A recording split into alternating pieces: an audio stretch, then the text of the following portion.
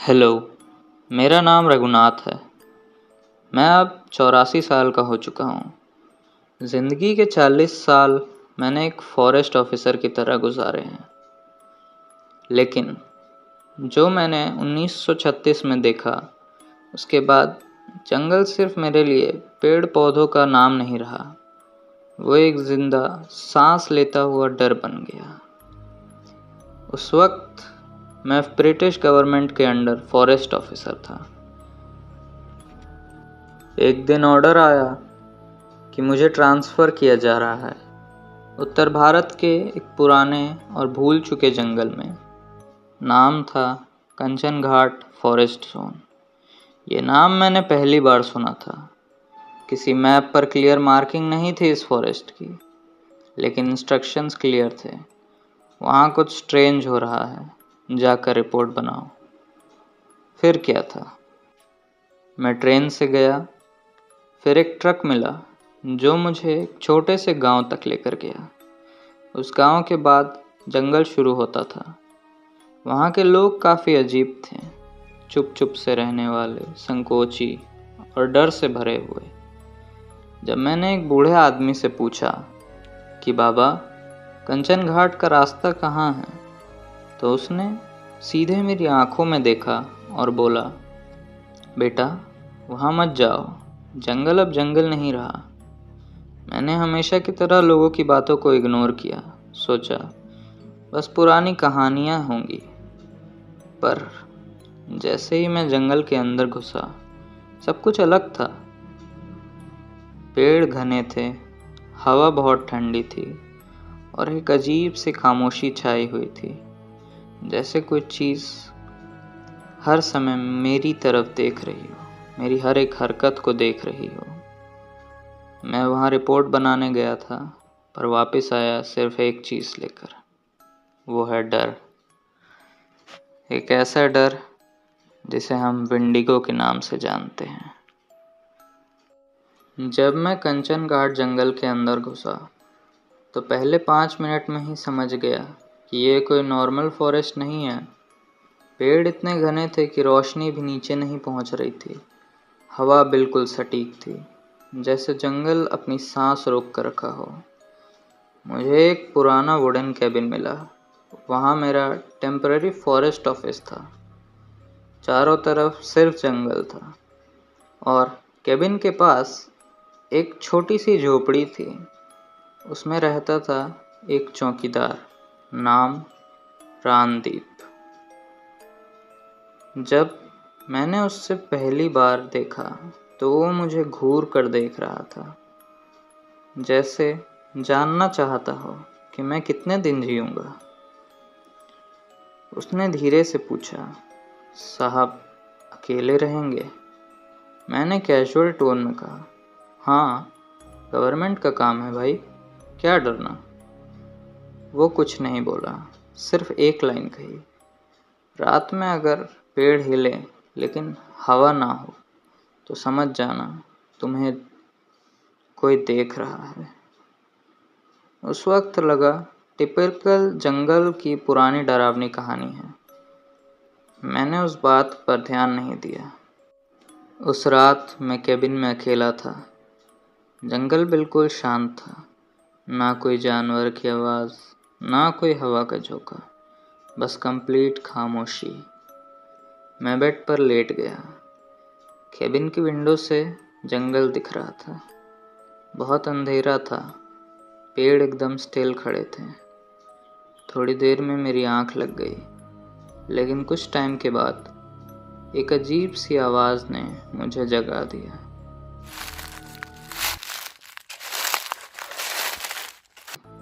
जैसे कोई बहुत हैवी इंसान सूखी पत्तियों के ऊपर बहुत धीरे धीरे चल रहा हो। मेरा दिल जोर से धड़कने लगा। मैं धीरे से उठा और विंडो के पास गया। बाहर देखा, कोई नहीं था, लेकिन एक पेड़ जो मेरे केबिन के बिल्कुल सामने था, वह धीरे धीरे हिल रहा था। सबसे स्केरी बात पता है? हवा बिल्कुल भी नहीं चल रही थी इस समय। तब मुझे फील हुआ कोई मुझे दूर से देख रहा है। मुझे किसी की आंखें मुझ पर महसूस हो रही थी, जैसे कोई शैडो चुप कर मुझे ऑब्जर्व कर रही हो। मैं फ्रीज हो गया। विंडो के कुछ क्लियर नहीं दिख रहा था, लेकिन एक आउटलाइन थी, एक इंसान जैसी शेप थी, बस खड़ी थी, हिल भी नहीं रही थी। मैंने तुरंत कर्टन्स लगाए, लाइट ऑफ की और चादर के अंदर घुस गया। मुझे लगा था कि कोई अंदर आ जाएगा। उस रात मेरी नींद उड़ गई और मुझे पहली बार लगा शायद मैं जंगल में अकेला नहीं हूँ। अगली सुबह मैं 6 बजे उठा। ज़्यादा नींद तो नहीं आई थी, लेकिन ड्यूटी थी और जंगल मुझे बुला रहा था। केबिन के बाहर निकला, एक अजीब सी ठंडक लगी। धूप थी, लेकिन हवा में वो नॉर्मल मॉर्निंग वाली फील नहीं थी। सब कुछ डल और डेड लग रहा था।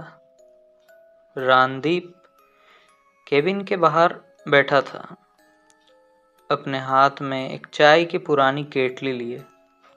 उसने मुझे देखा, कुछ बोला नहीं, बस आंखों से पूछा, क्या देखा कल रात? मैं चुप रहा। ना मैं कुछ प्रूव कर सकता था, ना समझा सकता था। सिर्फ अंदर ही अंदर अनईजी फील कर रहा था। मेरे पास एक पुराना ब्रिटिश एरा का जंगल मैप था। उस मैप के अकॉर्डिंग मुझे आज पेट्रोलिंग रूटीन फॉलो करना था। मैं जंगल के डीप पार्ट की तरफ चलना शुरू किया। शुरू में सब नॉर्मल लगा, चिड़ियाँ चहचहा रही थी, लेकिन ये धीरे धीरे कम हो गया। पेड़ घने होने लगे और एक वक्त ऐसा आया जब सनलाइट भी नीचे नहीं आ रही थी। मैं एक काफ़ी पतले रास्ते से जा रहा था जब मुझे ज़मीन पर कुछ मार्क्स नज़र आए। वो इंसानी फुटप्रिंट्स नहीं थे, कुछ अलग था, जैसे आधे इंसान और आधे किसी जानवर के स्ट्रक्चर के थे। मैं रुका। मैंने मैप देखा। इस एरिया में किसी ह्यूमन एक्टिविटी का कोई रिकॉर्ड नहीं था। मैंने अपनी राइफल टाइट से पकड़ ली और आगे बढ़ने लगा। थोड़ी देर बाद मुझे एक अजीब चीज़ दिखी।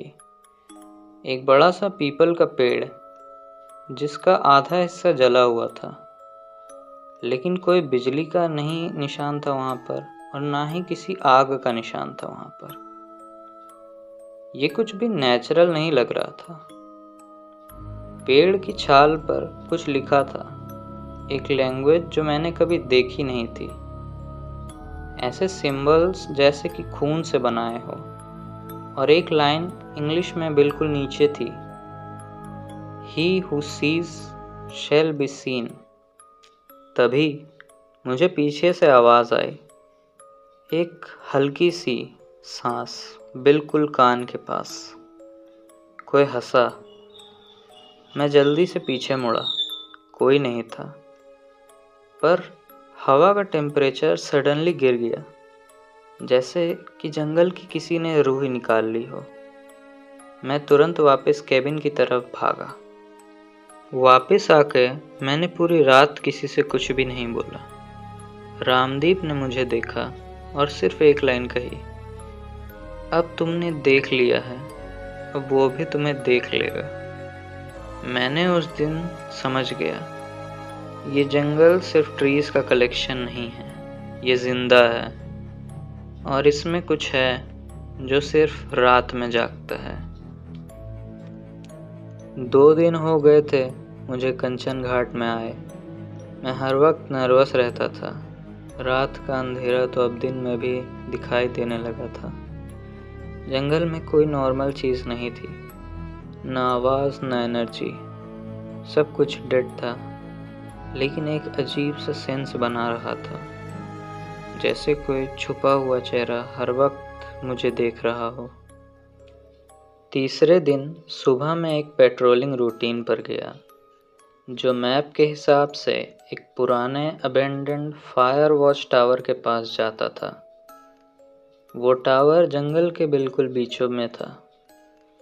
जब मैं वहाँ पहुँचा तो पहले कुछ अजीब लगा। गेट खुला हुआ था। वहाँ कोई गेट खोल नहीं सकता क्योंकि सिर्फ चाबी मेरे ही पास थी। मैं अंदर गया और तभी मैंने एक चीज़ देखी ज़मीन पर। वहाँ खून था।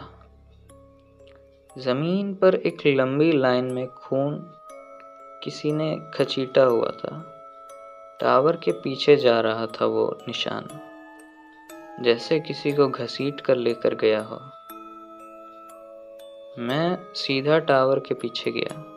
वहाँ एक जंगली पाथ था जो किसी मैप पर भी मार्क नहीं था।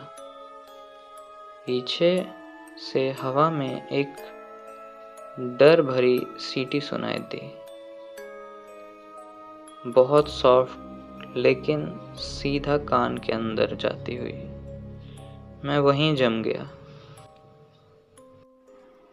तभी मुझे सामने पेड़ों के बीच कुछ दिखाई दिया।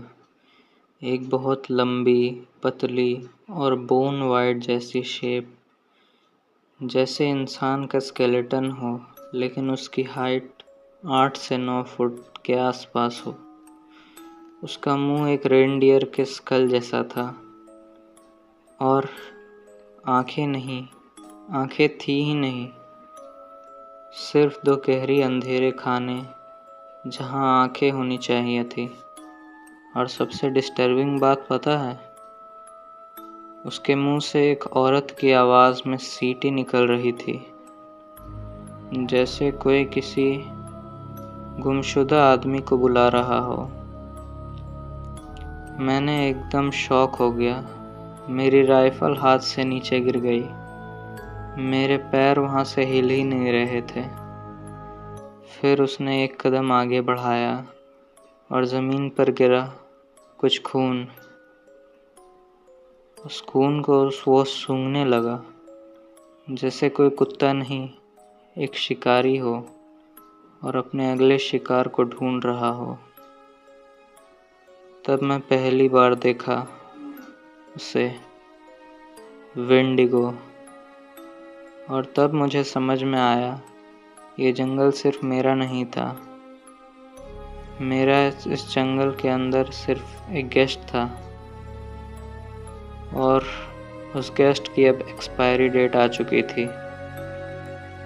मैं वापस भागा बिना पीछे देखे और सिर्फ एक ही सोच दिमाग में थी, वो मुझे देख चुका है और जो वेंडिगो देख ले वो कभी ज़िंदा नहीं बचता। मैं केबिन वापस लौट आया था, लेकिन सिर्फ बॉडी वापस आई थी। दिमाग और जान तो जंगल में ही छूट चुकी थी। पूरे दिन मैं चुप रहा, ना खाया ना कुछ बोला। रामदीन मुझे देख रहा था। उसकी आंखों में डर नहीं था, उसकी आंखों में बस वो समझ थी जो किसी ने कभी फेस किया हो। रात को बिना कुछ बोले वो मेरे पास आया, हाथ में एक पुराना लैंप और दूसरे हाथ में एक डायरी लिए। बोला, साहब, आपको जो दिख गया है, अब मैं और चुप नहीं सकता। रामदीन की आवाज़ हैवी थी लेकिन स्टेडी। मैं भी फॉरेस्ट ऑफिसर था। यहाँ पोस्ट हुआ था 1912 के समय। मैं शौक में उसकी तरफ देख ही रहा था। तभी उसने कहा, तब जंगल इतना चुप नहीं था, लेकिन लोग फिर भी डरते थे। एक बार एक इंग्लिश ऑफिसर चार्ल्स मॉर्गन जंगल में गया और वापस नहीं आया। अगली सुबह उसकी आधी बॉडी मिली और आधी कभी नहीं। उस दिन से लोग कहने लगे कि जंगल में कुछ है, कुछ ऐसा जो सिर्फ इंसान का स्वाद चाहता है। मैंने फुसफुसाया, क्या वेंडिगो? रामदीन ने सर हिलाया, हाँ मैं वेंडिगो। लेकिन ये नाम जिसकी किस्मत में होता है उसे ही पता चलता है। ये नाम किसी किताब में नहीं मिलेगा। ये सिर्फ जिन्होंने उसे देखा है उनके दिलों में लिखा है। रामदीन बोलता गया, 1913 में एक औरत जंगल में खो गई थी। लोग कहने लगे कि उसका बच्चा भी साथ में खोया था।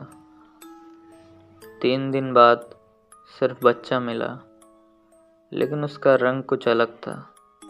वो इंसान जैसा नहीं लग रहा था।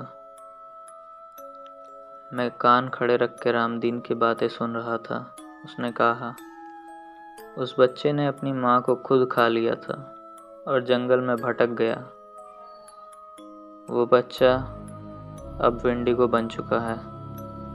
रामदीन ने वो डायरी मुझे दी। उस डायरी में सब लोगों के नाम थे जो आज तक जंगल में गुम हुए थे, और उनकी तारीखें लिखी थी, और सबसे लास्ट में मेरा नाम था। मैं रामदीन की तरफ देखता।